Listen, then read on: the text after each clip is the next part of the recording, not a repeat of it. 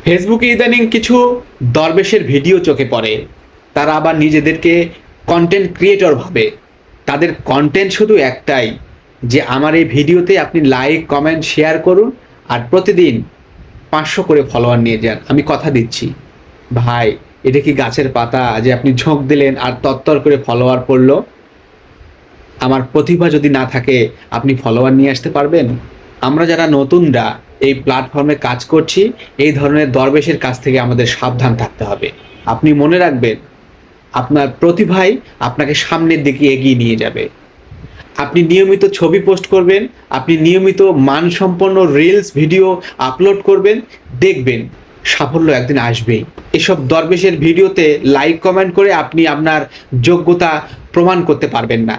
আপনি নিয়মিত ভিডিও ছবি পোস্ট করবেন, আপনার ছবি এবং ভিডিওতে যারা কমেন্ট করলো তাদেরকে কমেন্ট করবেন, পারলে তাদের ভিডিওতে গিয়ে আপনি একটা কমেন্ট করে আসবেন।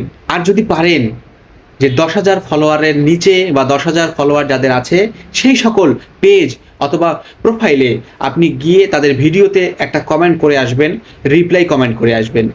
এইভাবে কাজ করেন, দেখবেন সফলতা একদিন আসবেই। তাই আমি বলতে চাই, এসব দরবেশের কথা আপনি শুনবেন না, নিজের বিপদ নিজে ডেকে আনবেন না।